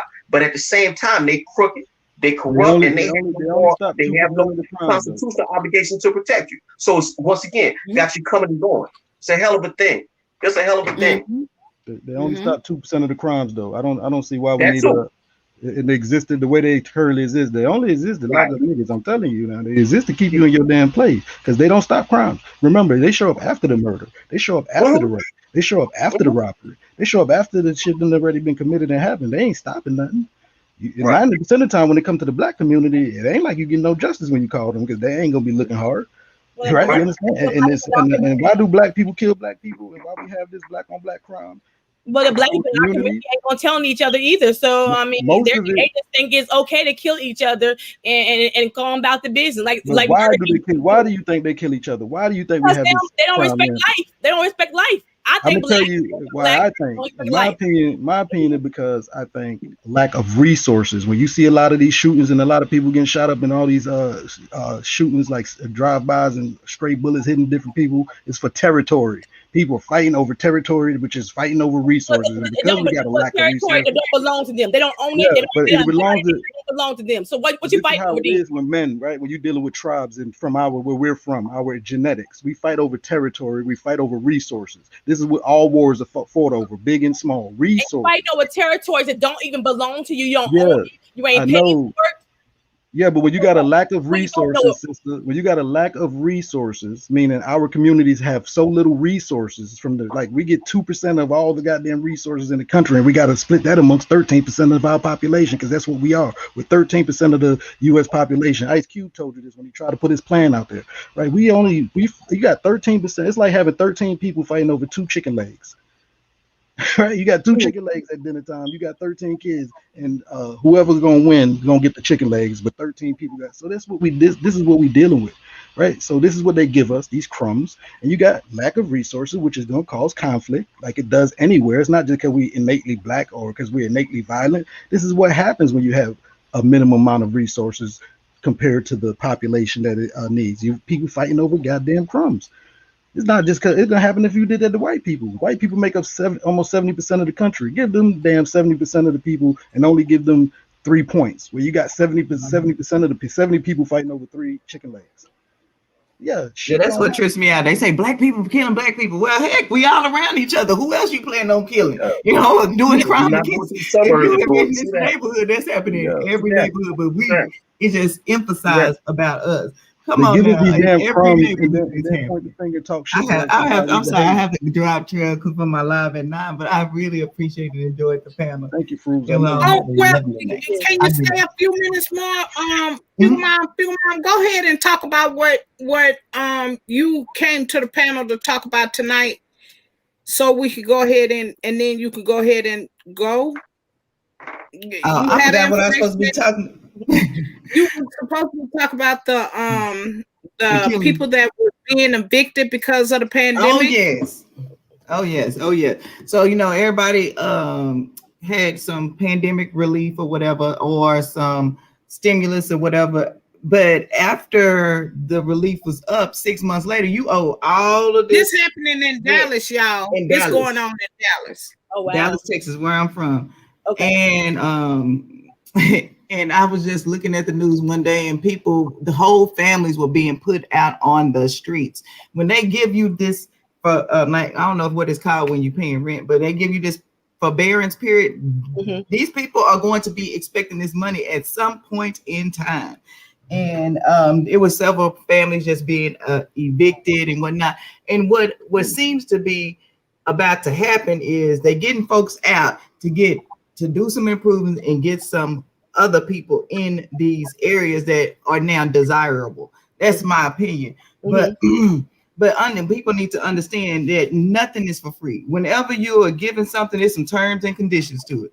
So if you given 6 months, yeah, you better expect that it's going to be something evolved around that. So just be very careful. Like all these people who got all these loans and all this kind of stuff from folks. You're not gonna have to pay. You just be very careful and plan as if you're going to have to pay eventually. So yeah, it is heartbreaking when you see children. They don't care about the children. Now, most of the schools here did try to make sure that they had bag lunches, little sack lunches for the kids with sandwiches and some fruit and stuff. But yeah, it was really, really saddening. And I think that I don't know what people were expecting after this relief, or just hoping that things would, bounce back more quickly. But like I said, I'm frugal mama, but I believe I'm what I like people to understand is it doesn't mean that just because you're frugal, it means that you are broke. You need to say like they say, billionaires don't spend every single dime, or millionaires don't spend every single dime that they get. You gotta save for these rainy days that you can try to make it through these storms, because this is not the last one. It wasn't the first, won't be the last. No. And if they don't care about children being put out, they ain't gonna care about nobody. Yeah. And because the landlords got to pay their rent too, So what are they supposed to do? The only way to start to extend help is to help yourself. Yeah, that's how it's only you start in your community. You start in your family first, and then you can help somebody else. Yeah, it's so sad. Yeah, I thought they had passed the law for the people, mortgages and renters, where they couldn't put anybody out during the pandemic. But the pandemic is almost over. In California, that law is absolute no, because they're saying the pandemic is almost over. You got to start paying your rent. I would like to say this. It don't look like it. I think we miscalculated, because they just came across my news. They say the new Indian variant just hit the U.S. That's giving people black fungus and limbs falling off. Say people nose, eyes falling out. That's in the regular news. That's the third strand, right, Portal? That's the third strand, right? The Indian COVID strand here now. They say they just had their first case of it. So I don't know if this pandemic gonna close it.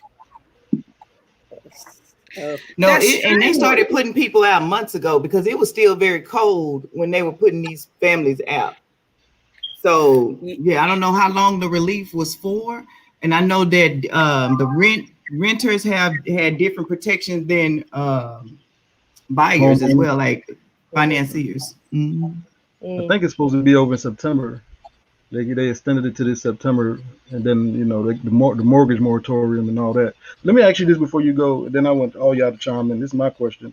Since we had this conversation, I think it's been helpful. But what do you think would help if you had like one idea you could put out there, one thought or idea you could put out there that maybe can help out move our people forward? What do you think?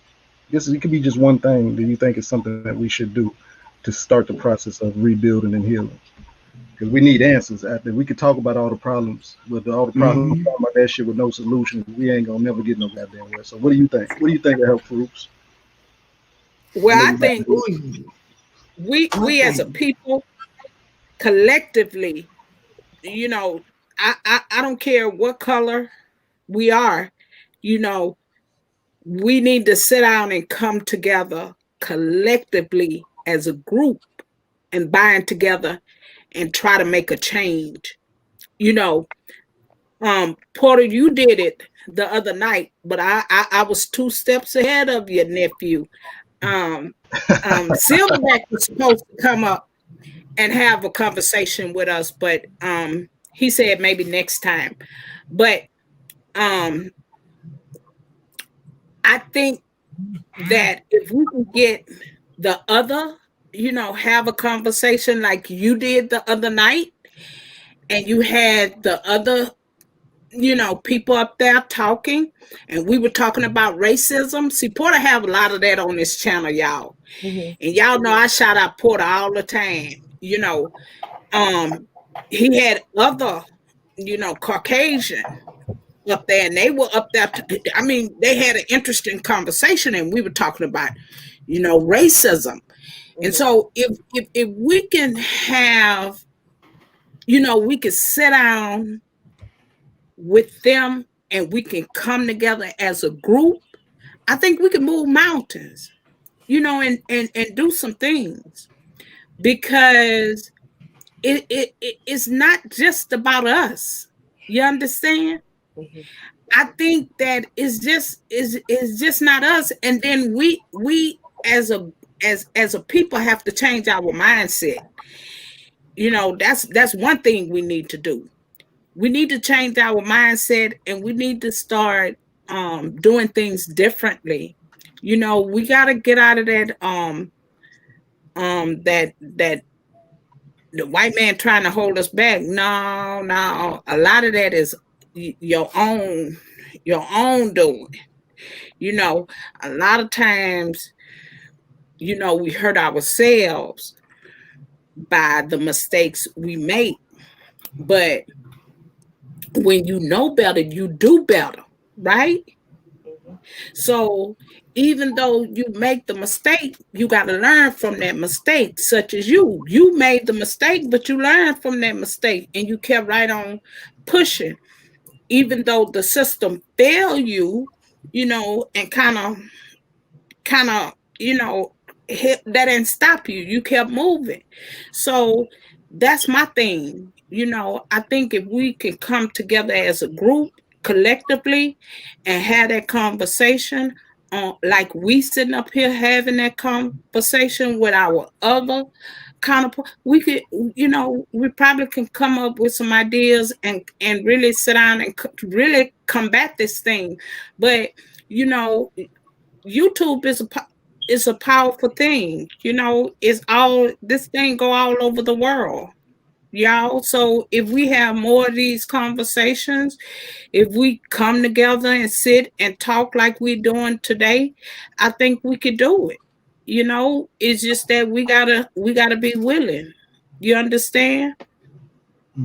Yeah, I know we need to unite, but I like this song by the Baby. It says, bigger than black and white. It's a problem with the whole way of life. Can't change overnight. Yeah, you got to start somewhere, and it might as well start here. And I think it's going to. And I think, and what Porter said, and it's also in this song. He said he don't want to say too much because they'll come get him. Okay, so I think we need to come up with a way for us to get involved in local, county, and state government. And if they say, okay, now they for real, because that's the only thing that we haven't done, really. Like, how do you have positions going unopposed? Why? Everything needs to be filled up. You got to have a fighting chance. We definitely not going to evolve if we are not involved in the process. Period. Yeah. I mean, you said one thing. I got a whole list of things, but I'm gonna stop right there. Well, I know for myself, I'm from the Dr. Claude Anderson School with regards to Black people and what they make it do in this country. Because also I'm ex-military, and the way our country is set up, for right or wrong, the way the country is set up, you get nothing without no bloodshed.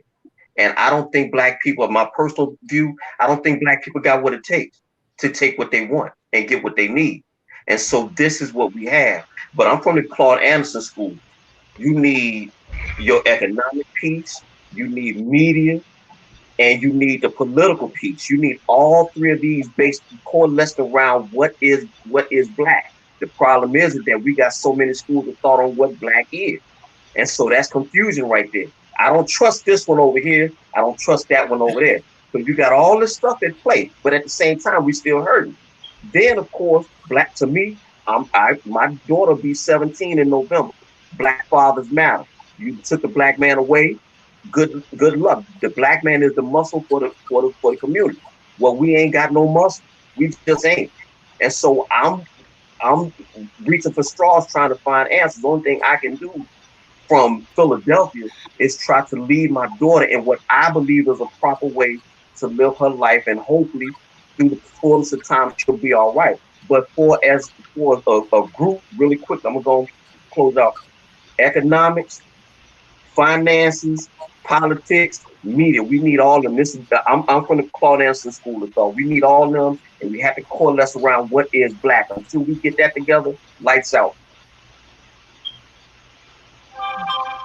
You want to go, Andrea, or you want me to go? You can go, Andrea. Hear from me, Porter? Do you want to hear from me, Porter? You act like your insight is very good to me, and almost more important than everybody on the panel, because you challenge my thoughts. And though we don't see eye to eye on everything, I like to hear the other school of thought, because this is important. This is how we're gonna build together our coalition. You like Andrea, huh? For me, Porter, I feel like I'm a foster mom. I'm an adopted mom. And for me, I've been doing foster care about 20 years. I feel like that is how I'm giving back to my community. That is how I'm trying to change.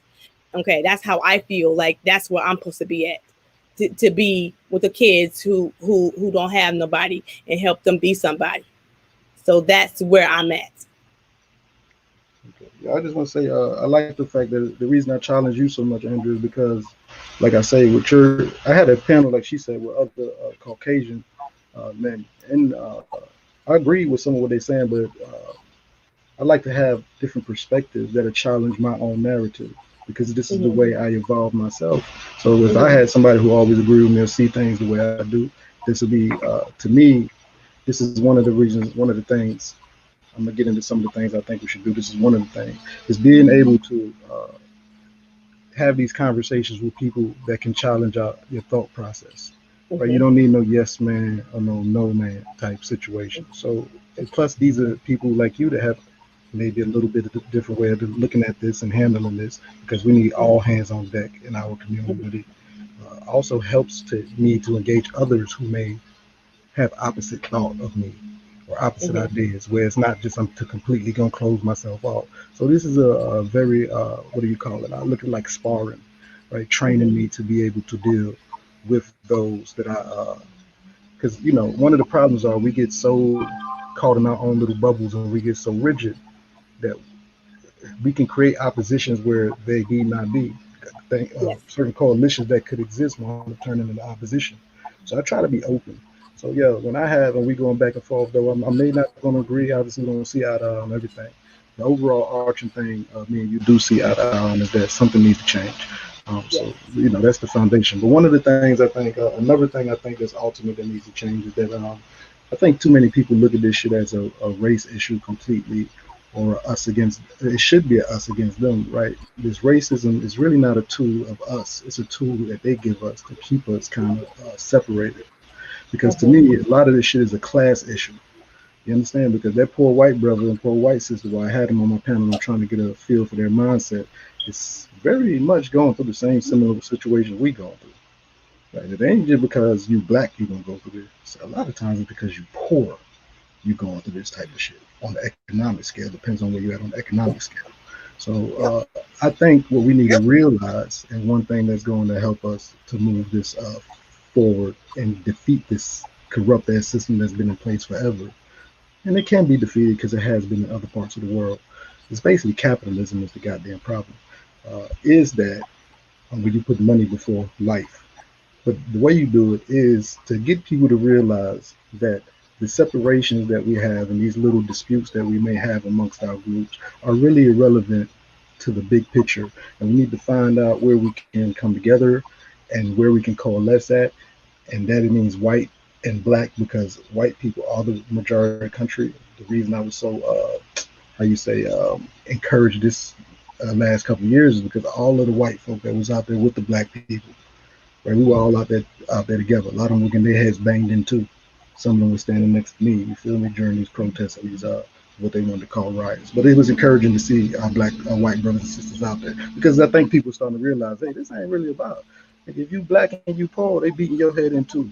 If you black and you poor, they keeping their foot on. I mean, if you white and you poor, they keeping your foot on. They foot on your neck too. So I think we need to start to realize that this is more than just a race issue. It's transcended that to me. It started off like that, but now I think it's again a class issue. Yeah, I agree. I agree. And I'm gonna visit your channel, okay? I'm gonna visit your channel because we got some interesting conversation, okay? I would visit your channel. Yeah, I like the challenge. I know you probably like this dude here. What is he always coming at me for? But I'm pushing you because your voice is different from, mostly everything I'm agreeing with everybody saying. But I like to get that other perspective because again, I have to be able to engage people like you because the key ain't gonna be me and Derrick and people that agree with each other coming together. The key gonna be people like me and you finding common ground where we can work together. Because we need to be strong. You feel me? Okay. What's up with your Derrick? To my group that we have on Sunday night called Battle Up. Yeah, man, I comment. Okay. Go ahead, Derrick. Salute the Porter, man. Yeah, deep dude. Yeah, Miss Lynch, she just has this thing of hold on a minute, stuff like that. She good people though. Just she's interesting. Yeah, I like that. Okay, well, yeah, you have to come over to my panel. We have Battle of the Sexes every Sunday night on Ken Levy's channel. So you're more than welcome to come over that portal. We talk about men and black issues, and I think you would you would grace our presence and give us some insights. Okay. Okay, no problem. Okay. Hi, Paisley. Thank you. Thank y'all so much. This was wonderful. I enjoyed each and every last one. And Derrick, you and Porter are always welcome on the panel. My yes. Because y'all always bringing the heat. So y'all always got to be guests on the round table. I'm going to definitely read that book, Porter. Okay, I'm going to definitely get that book. Me too. I'm gonna read it too. The new Jim Crow. I think you can listen to it on YouTube. They might have the audio book if you just want to let it play in the background and listen to it. But it's very interesting. And actually, I've got it. I think 3-4 years ago. It's a good documentary. Called 13. The Burnett lady did it. That was a very good documentary, and they talk about the criminal justice system and how it's basically railroading blacks. And he's right, Michelle Alexander. I've seen her on YouTube before. She's a deep sister. Yeah, she's phenomenal. Yeah, real rap. Okay, yeah, I'm gonna check it out. Okay, and I gotta go. I love you guys. Y'all take care. Okay, I love y'all. Derrick, I love you, brother. Good to talk to you, homie. All right, Porter. Okay. Yes, sir. Y'all take care of yourself. Paisley, I love you. Thank y'all so much for coming. I appreciate each and every last one of you. I enjoyed this. Thank you, Frugal Mom, for coming up. Thank you, 12. Thank you, Andrea. Thank you, Portal. And thank you, Derrick. Yes. And we'll see y'all next week at the round table. Tuesday at 5 o'clock. All right, much love to y'all. All right, peace. All right, take care, y'all. Love you, Paisley. Y'all stay blessed and not stressed. Bye.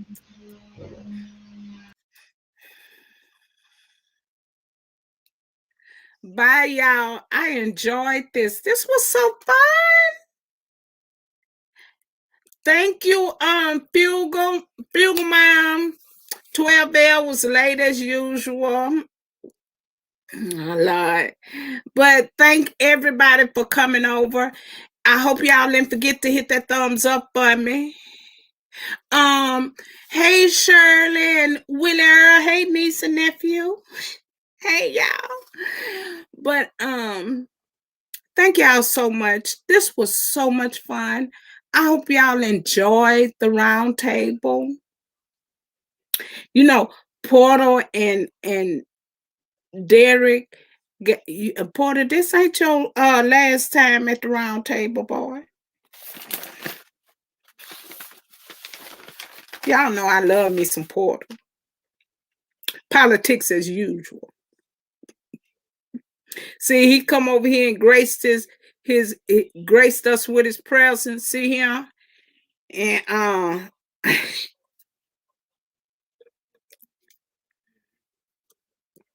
Y'all know I love me some Porter. But thank you, Porter. Thank you, baby. I appreciate. Oh, we forgot to talk about who channel is gonna be on next week.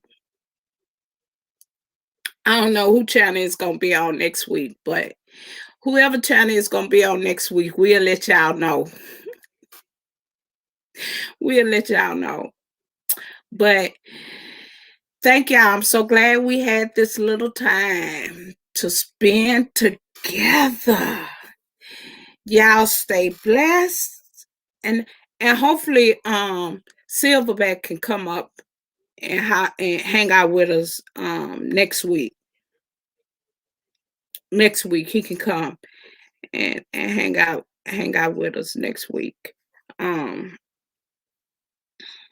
give us his point of view, you know. Thank you, Rosa. Rosa was the only mod I had in here today. Thank you, Rosa, for being a mod. Rosa probably was back over yonder cooking her dinner and everything, child, using the restroom, eating. Ain't no telling what Rosa was doing.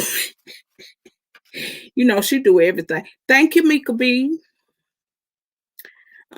Niece Mika. Rosa do everything in my life, child. She child. But let me give y'all a positive affirmation before I get off of here. Quote y'all some Tupac. Even though you're fed up, you got to keep your head up. Yeah. So if you're fed up, keep your head up. By Tupac. So y'all keep your head up. Okay? All right, y'all. Love y'all. Y'all stay blessed and not stressed. Peace out.